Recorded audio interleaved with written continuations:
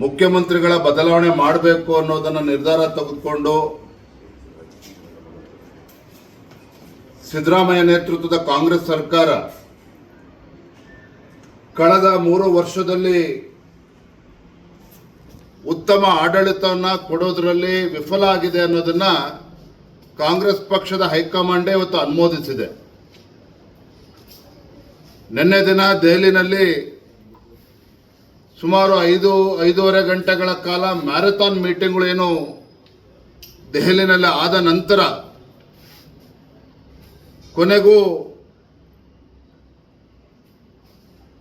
ಮುಖ್ಯಮಂತ್ರಿ ರಾಜೀನಾಮೆ ತೆಗೆದುಕೊಳ್ಬೇಕು ಅನ್ನೋ ನಿರ್ಧಾರವನ್ನು ತೆಗೆದುಕೊಂಡಿರುವಂಥದ್ದು. ಇದರ ಒಟ್ಟಾರೆ ಪರಿಣಾಮ ಏನಪ್ಪ ಅಂತ ಹೇಳಿದ್ರೆ, ಇಡೀ ದೇಶದಲ್ಲಿ ಕಾಂಗ್ರೆಸ್ ಪಕ್ಷ ಕೊನೆ ದಿನಗಳನ್ನು ನೋಡ್ತಾ ಇದೆ. ಕರ್ನಾಟಕ ರಾಜ್ಯದಲ್ಲೂ ಕೂಡ ಕಾಂಗ್ರೆಸ್ ಅವನತಿಗೆ ಹೋಗ್ತಾ ಇದೆ. ಇದು ಸ್ಪಷ್ಟವಾಗಿ ಮುನ್ಸೂಚನೆ ಅಂತ ಹೇಳೋದಕ್ಕೆ ನಾನು ಇಚ್ಛೆ ಪಡ್ತೇನೆ.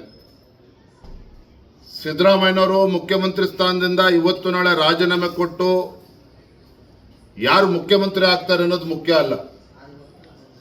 ಕಾರಣ ಏನಪ್ಪ ಅಂತ ಹೇಳಿದ್ರೆ, ನನಗೇನು ಮುಖ್ಯಮಂತ್ರಿ ಸಿದ್ದರಾಮಯ್ಯನವ್ರ ಬಗ್ಗೆ ವೈಯಕ್ತಿಕ ದ್ವೇಷ ಏನಿಲ್ಲ. ಅತಿ ಹೆಚ್ಚು ಅನುಭವ ಇರತಕ್ಕಂಥ ಮುಖ್ಯಮಂತ್ರಿಗಳು ಸಿದ್ದರಾಮಯ್ಯನವರು. ಬಹುಶಃ ದಕ್ಷಿಣ ಭಾರತದಲ್ಲೇ ಇತರ ರಾಜ್ಯಗಳ ಕಂಪ್ಯಾರಿಸನ್ ಅನ್ನು ನೀವು ಮಾಡಿದ್ರೆ 10 ಲಕ್ಷ ಕೋಟಿ ರೂಪಾಯಿ ಸಾಲಗಳನ್ನು ಇವತ್ತು ಸಿದ್ದರಾಮಯ್ಯನವರು ಮಾಡಿರುವಂಥದ್ದು. ಅಂದರೆ ರಾಜ್ಯ ಯಾವ ರೀತಿ ಸಾಲದ ಸುಳಿಯಲ್ಲಿ ಸಿಲುಕಿ ಹಾಕೊಂಡಿದೆ ಅನ್ನೋದನ್ನು ಕೂಡ ನಾವು ಇವತ್ತು ಅರ್ಥ ಮಾಡ್ಕೋಬೇಕಾಗಿದೆ.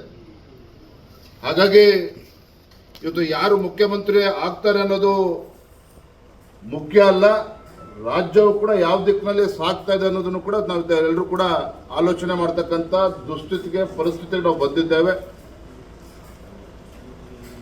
ಆಂತರಿಕ ಕಚ್ಚಾಟದಿಂದ ಆಡಳಿತವು ಕೂಡ ಸಂಪೂರ್ಣವಾಗಿ ಕುಸಿದೋಗಿತ್ತು.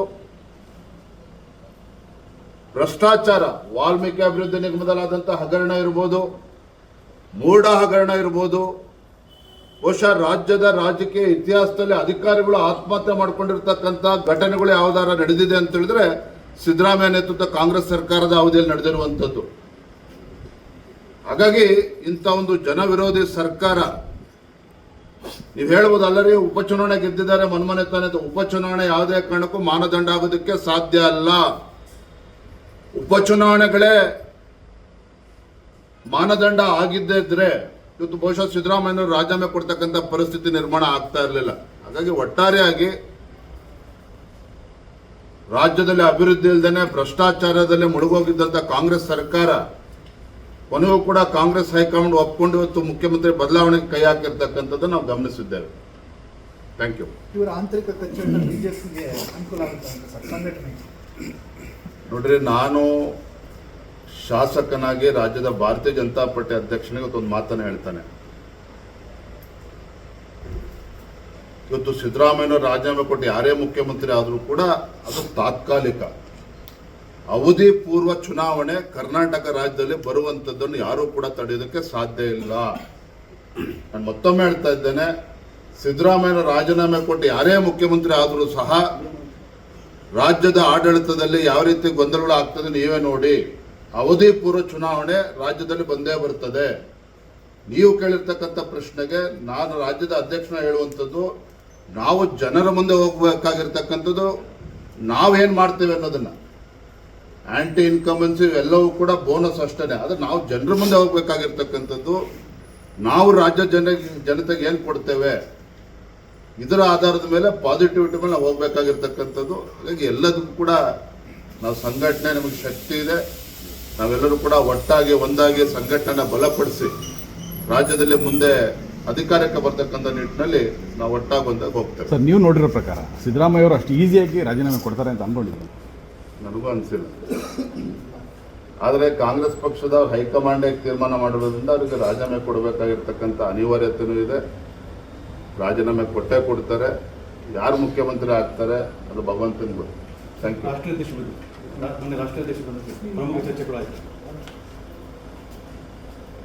ರಾಷ್ಟ್ರೀಯ ಅಧ್ಯಕ್ಷರು ನಿತಿನ್ ಅಭಿನ್ಜಿ ಅವರು ಮೊದಲ ಬಾರಿಗೆ ಕರ್ನಾಟಕಕ್ಕೆ ಬಂದಿದ್ದರು, ಬೆಂಗಳೂರಿನಲ್ಲಿದ್ದರು. 2-3 ದಿನಗಳ ಕಾಲ ಸಂಘಟನಾತ್ಮಕವಾಗಿರ್ತಕ್ಕಂಥ ಸಭೆಗಳು ಕೂಡ ಆಯಿತು. ಶಾಸಕರು, ಸಂಸದರು ಎಲ್ಲರ ಜೊತೆಲೂ ಕೂಡ ಸಮಾಲೋಚನೆ ಕೂಡ ಮಾಡಿದರು. ಮತ್ತು ಯುವಕರ ಜೊತೆ ಸಂವಾದನೂ ಕೂಡ ಮಾಡಿದ್ರು. ಒಟ್ಟಾರೆಯಾಗಿ ನನಗನ್ಸಿದ್ದು, ನನ್ನನ್ನು ಸೇರಿ ರಾಜ್ಯದ ಅನೇಕ ನಮ್ಮ ಶಾಸಕರು, ಸಂಸದರಿಗೆ ಎಲ್ಲರೂ ಕೂಡ ಆಶ್ಚರ್ಯ ಆಯಿತು. ಅಂದರೆ ಒಬ್ಬರು ರಾಷ್ಟ್ರೀಯ ಅಧ್ಯಕ್ಷರಾದಂಥ ಸಂದರ್ಭದಲ್ಲಿ ಸಂಘಟನೆ ಬಗ್ಗೆ ಎಷ್ಟೊಂದು ಆಳವಾಗಿ ಇಳಿತಾರೆ ಅನ್ನೋದು ಯಾರಿಗೂ ಕೂಡ ನಿರೀಕ್ಷೆ ಇರಲಿಲ್ಲ. ಸಂಘಟನೆ ಬಗ್ಗೆ ಅಪಾರವಾಗಿರ್ತಕ್ಕಂಥ ಅನುಭವನೂ ಕೂಡ ಅವ್ರಿಗಿದೆ.